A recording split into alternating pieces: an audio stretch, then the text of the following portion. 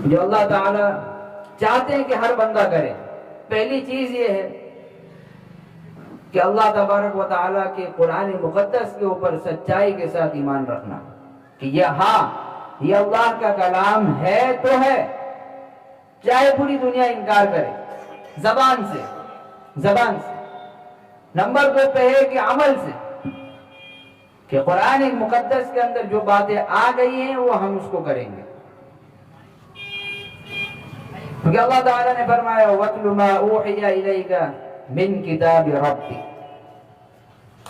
اور پارہ نمبر 21 میں اللہ نے فرمایا اُتْلُ مَا أُوحِيَ إِلَيْكَ مِنَ الْكِتَابِ وَأَقِمِ الصَّلَاةَ، کہ آپ قرآن کریم کی تلاوت کیجئے جو کچھ وحی کی گئی ہے، اور نماز قائم کیجئے، إِنَّ الصَّلَاةَ تَنْهَىٰ عَنِ الْفَحْشَاءِ وَالْمُنکَرِ، یقیناً نماز تمام برائیوں سے حفاظت کرتی ہے، تمام برائیوں سے۔ جو نماز پڑھنے والے ہوں گے اور ان کا لباس بھی ویسا ہوگا تو وہ کبھی ایسی مجلسوں میں شرکت نہیں کرے گا جہاں پر گناہوں کے کام کاج کیے جاتے ہیں، یعنی وہ کبھی چوری کی طرف آگے نہیں بڑھے گا، اس کو خود شرم محسوس ہوگی، یار میں 5 ٹائم کی نمازیں پڑھتا ہوں، داڑھی رکھا ہے، ٹوپی پہنا ہے، اور لباس بھی میرا ویسا ہی ہے کہ میں چوری کروں؟ نہ، ایسا نہیں ہو سکتا۔ شراب کھانے وہ انسان کبھی نہیں جائے گا، اسے خود شرم محسوس ہوگی۔ اسی طرح وہ ڈکیتی کبھی نہیں کرے گا۔ اللہ نے نماز پڑھنے والوں کو تمام بڑے بڑے گناہوں سے محفوظ رکھا ہے، تمام بڑے بڑے گناہوں سے محفوظ رکھا ہے۔ وہ خود بچنے کی کوشش کرے گا کہ میں اگر ایسا کروں گا تو سماج مجھے کیا کہے گا، لوگ مجھے کیا کہیں گے، تانا دیں گے اگر پکڑا گیا تو دیکھو نمازی ہو کہ تم ایسا کر رہا۔ تو اس کا بہت بڑا فائدہ ہے۔ دوسری چیز، قرآن کریم کی تلاوت کی جہاں تک بات ہے تو ہم مسلمان اس کی اتنی غفلتی کرتے ہیں کہ ہر ایک گھر کے اندر قرآن مقدس ہوتا ہے، نسخہ 30 پارہ والا یا الگ الگ سپارہ ہوتا ہے، لیکن ہم نے اس کو بہت اونچائی کے اوپر رکھ دیا ہے، بہت اونچائی کے اوپر، عزت احترام کی وجہ سے، کہ بھائی وہاں بے وضو کا ہاتھ نہ لگے، پیر نہ لگے، کوئی اس کو گرا نہ دے۔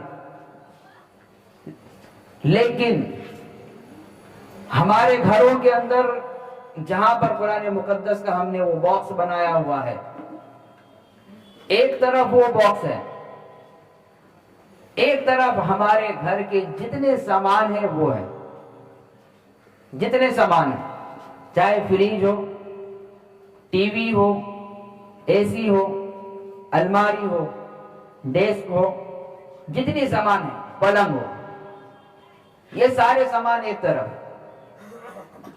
اب ہم یہ دیکھتے ہیں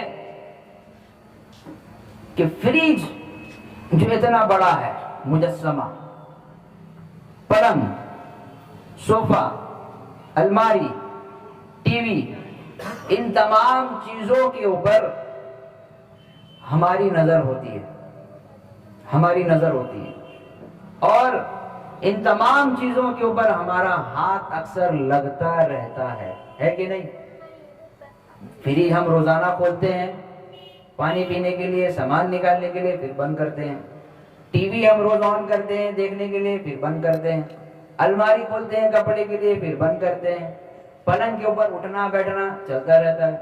اسی طرح ہمارے پاس جو جوتے ہیں، کپڑے ہیں، بدن پہ چڑھ رہے ہیں پھر اتر رہا ہے، جو موبائل ہمارے پاس ہے، جو لیپ ٹاپ ہمارے پاس ہے، ہر ایک چیز کے اوپر ہماری نظر ہوتی ہے۔ صرف نظر نہیں، اس کا دھیان رکھنا، خیال رکھنا کہ موبائل کا جو ریچارج ختم ہو گیا ہے، ہمارے دماغ میں ہوتا ہے کہ فلاں تاریخ کو ہم نے کیا تھا، اب 28 دن پورے ہو رہے ہیں تو ریچارج کا انتظام کیا جائے۔ وائی فائی کنیکشن ہے، اس کا ریچارج اگر ختم ہو رہا ہے تو ہمارے دماغ میں۔ ٹی وی کنیکشن ہے، اس کا ریچارج اگر ختم ہو رہا ہے تو ہمارے دماغ میں۔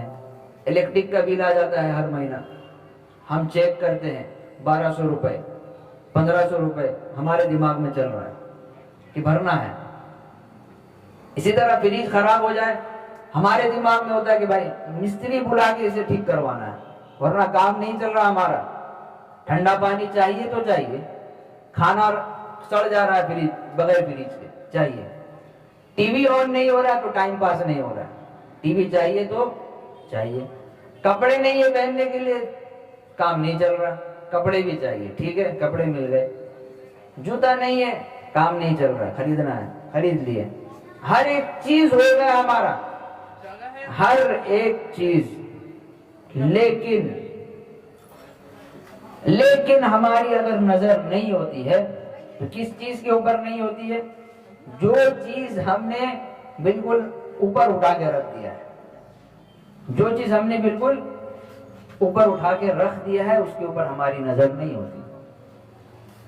اگر ہم ان چیزوں کا مقابلہ کریں, یہ تمام چیزوں کے اوپر صاف صفائی کا کام ہوتا ہے. فریج ہے تو اس کو روز گیلے کپڑے سے صاف کیا جا رہا ہے, ٹی وی کو صاف کیا جا رہا ہے, زمین پہ جھاڑو لگ رہے ہیں, پلنگ اس کی چادر ٹھیک کیے جا رہے ہیں. اگر میلا ہو جائے تو دوسرا والا بچھایا جاتا ہے, کپڑے میلے ہو جائے دوسرا پہنا جاتا ہے. لیکن جو قرآن مقدس ہمارے گھر کے اندر شروع سے لے کر اب تک جو اٹھا ہوا ہے مچان کے اوپر, اس کے اوپر ہماری نظر کبھی کبھی پڑتی ہے, اس کے اوپر ہماری نظر کبھی کبھی. گھر کے جتنی چیزیں ہیں اس کے اوپر دھول نہیں ہے لیکن اس کے اوپر دھول لگا ہوا ہے, اس کے جزدان میں دھول لگے ہوئے ہیں. آپ جا کے اپنے گھروں پہ چیک کیجئے, میری بات اگر غلط ثابت ہو تو مجھے بتائیے. چیک کیجئے, فریج سے ملائیے کہ فریج کی صفائی کیسی ہے اور اس کی صفائی کیسی ہے.